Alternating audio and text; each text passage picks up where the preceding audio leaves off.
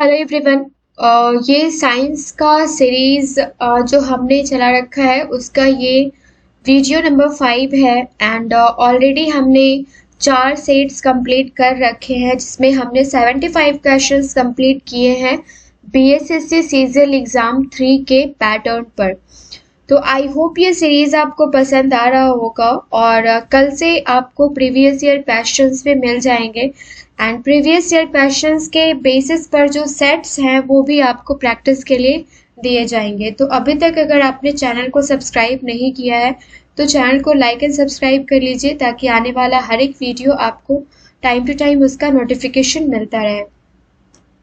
First जो slide है हमारा वहां से हम फिजिक्स का क्वेश्चन स्टार्ट करने वाले हैं एंड टोटल 25 फिजिक्स का क्वेश्चन, 25 केमिस्ट्री एंड 25 बायोलॉजी हम कवर करेंगे वन बाय वन। सो पहला क्वेश्चन है हमारा, परमाणु पाइल का प्रयोग कहाँ होता है? तो ये होता है ताप नाभिकीय संलयन के प्रचालन में।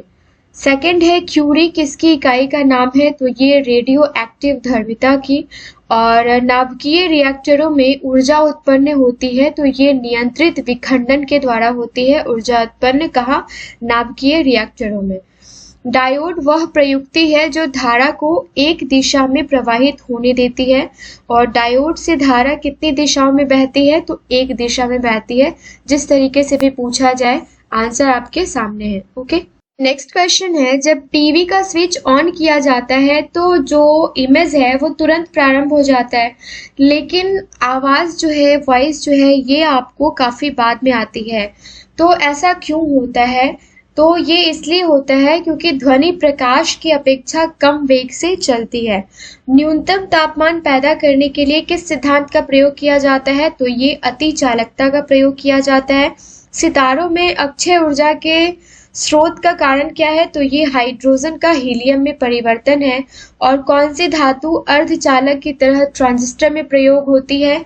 तो ये जर्मेनियम धातु जो है ये प्रयोग होती है। एक टीवी सेट को चलाने के लिए किसको टीवी रिमोट नियंत्रण इकाई द्वारा प्रयोग किया जाता है? तो ये सूक्ष्म तरंगों को प्रयोग किया जाता है। नेक्स्ट क्वेश्चन है, द्रव्यमान ऊर्जा संबंध किसका निष्कर्ष है? तो ये सापेक्षता का सामान्य सिद्धांत है। और एक प्रकाश विद्युत सेल परिवर्तित करता है प्रकाश ऊर्जा को विद्युत ऊर्जा में। बेरियम एक उपयुक्त रूप में रोगियों को पेट के एक्स-किरण परीक्षण से पूर्व खिलाया जाता है क्योंकि बेरियम जो है वो एक्स किरणों का एक अच्छा अवशोषक है और इससे चित्र में पेट की अन्य क्षेत्रों की तुलना में अस्पष्टता जो है ये ज्यादा होती है और इसमें सहायता मिलती है। कुलीज नलिका का प्रयोग क्या उत्पन्न करने के लिए किया जाता है? तो ये एक्स रेज को उत्पन्न करने के लिए किया जाता है, फॉर्मेशन ऑफ एक्स रेज।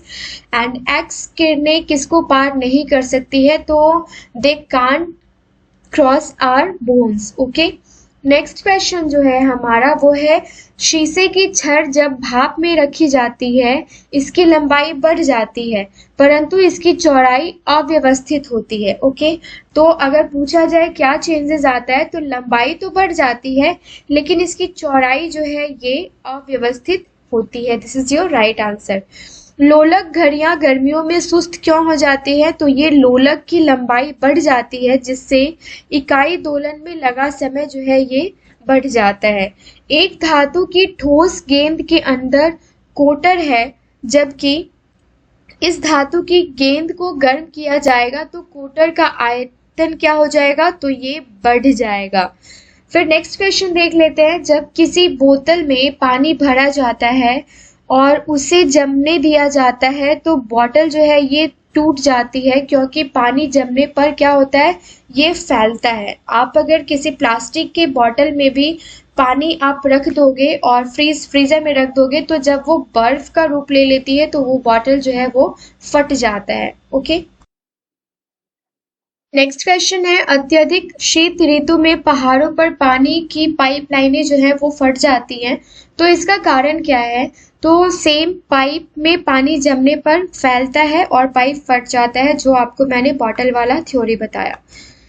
यहाँ पे 5 क्वेश्चन आज का लास्ट है फिजिक्स से रिलेटेड। विद्युत धारा का चुंबकीय प्रभाव सर्वप्रथम अवलोकित किया गया तो ये ओरस्टेड द्वारा। नेक्स्ट क्वेश्चन है, ध्रुवों पर नमन कोण का मान कितना होता है? तो ये 900 होता है। और मुक्त रूप से जो लटके चुंबकीय सुई का अक्ष भौगोलिक अक्ष के साथ कोण बनाता है तो ये 180 डिग्री का। मुक्त रूप से निलंबित चुंबकीय सुई किस दिशा में लटकती है टिकती है? तो ये उत्तर दक्षिण दिशा में। और चुंबकीय कंपास की सुई किस ओर इंगित करती है? तो ये चुंबकीय उत्तर व चुंबकीय दक्षिण दिशा में। ठीक है, यहाँ से फिर हम केमिस्ट्री के 25 क्वेश्चन से स्टार्ट करते हैं। फर्स्ट क्वेश्चन है, कच्ची चीनी को रंग विहीन करने हेतु किसका प्रयोग किया जाता है? तो ये एनिमल चारकोल का प्रयोग किया जाता है। भूरा कोयला कहलाता है लिग्नाइट। मुलायम कोयला के नाम से जाना जाता है बिटुमिनस। और सामान्य किस्म का कोयला कौन सा है? ये बिटुमिनस। और उच्च कोटि का कोयला जो है ये एंथ्रासाइड है। तो इस Na2CO3 को आप सोडियम कार्बोनेट के नाम से भी जानते हैं।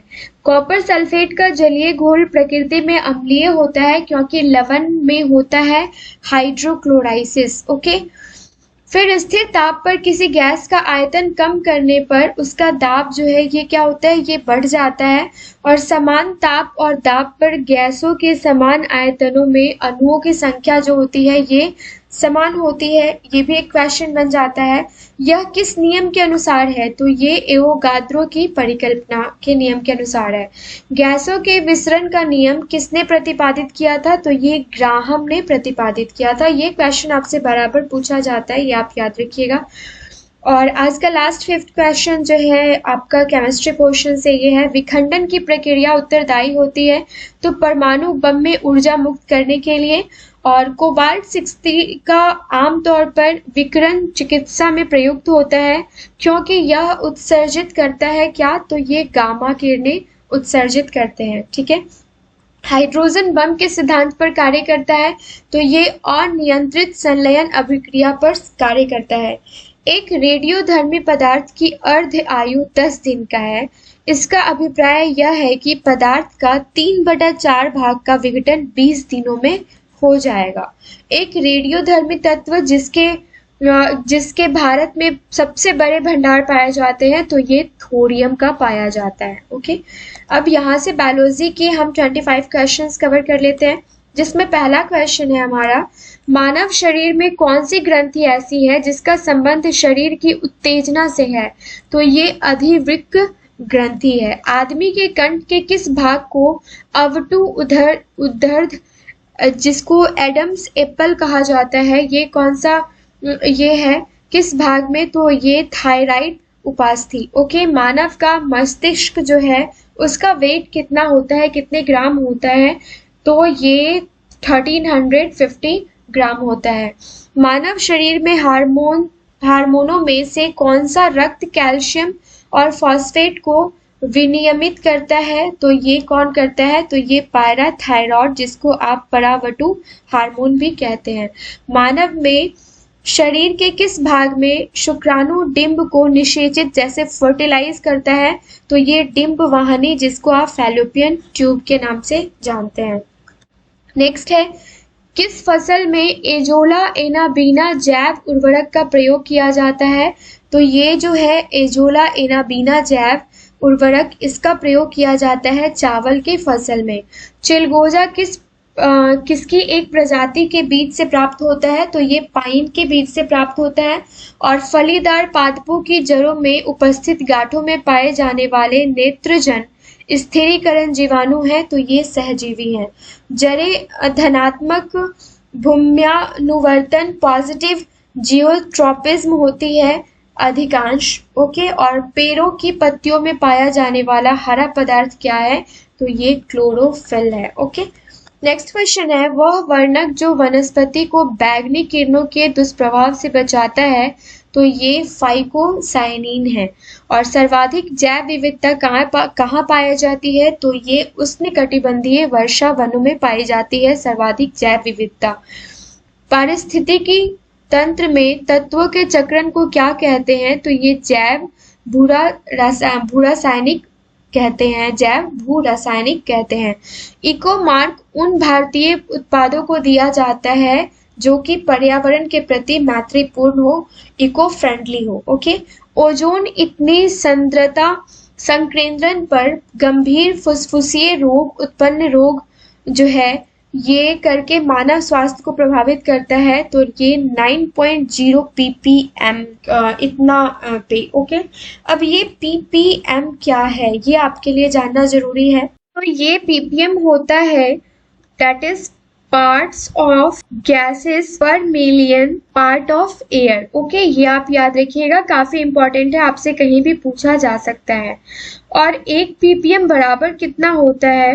तो 1 ppm is equivalent to actually 1 milligram. Okay, तो ये आप याद रखिएगा। नेक्स्ट क्वेश्चन है हमारा, वह एकमात्र पक्षी जो पीछे की ओर उड़ता है। तो ये गुंजन पक्षी है, हमिंग बर्ड। और वेल के हृदय में 4 चैम्बर्स होते हैं। नेक्स्ट क्वेश्चन है, वह स्तनधारी जो खतरे के संकेत के समय गेंद के समान हो जाता है। तो ये कंटक चूहा होता है। नेक्स्ट क्वेश्चन है, स्तनपायी के उत्सर्जनीय उत्पाद मूत्र में अधिकता में पाए जाते हैं। तो ये यूरिक अम्ल। और हरित ग्रंथियां संबंधित किससे है? तो ये उत्सर्जन से संबंधित है। आज का लास्ट स्लाइड है फ्रेंड्स, किसकी कुसंक्रिया के कारण मानव शरीर में मैक्सोडेमिया होता है? तो मैक्सियोडेमा होता है। तो ये अवधु ग्रंथि के कारण ये मैक्सोडेमा जो होता है उसका कारण क्या है? तो ये अवधु ग्रंथि। मानव शरीर के भीतर खून किसकी उपस्थिति के कारण नहीं जमता है? तो ये हिपेरिन नामक जो प्रोटीन होता है ये ब्लड को क्लॉट नहीं करने देता है। रुधिर के प्लाज्मा में किसके द्वारा एंटीबॉडी निर्मित होता है? तो ये लिम्फोसाइट्स के द्वारा। और एंटीजन जिसको प्रतिजन एक कहते हैं, एक ऐसा पदार्थ है जो प्रतिरक्षी के निर्माण को बढ़ावा देता है। आयोडीन युक्त हार्मोन कौन सा है? तो ये थायरॉक्सिन है। तो ये सारे 75 क्वेश्चन हमने देखे हैं और ये क्वेश्चंस काफी इंपॉर्टेंट है, बहुत सेलेक्टेड क्वेश्चंस है, इसलिए आप इसको रिपीट जरूर कर लीजिएगा फ्रेंड्स। मिलते हैं नेक्स्ट वीडियो में। Thank you so much.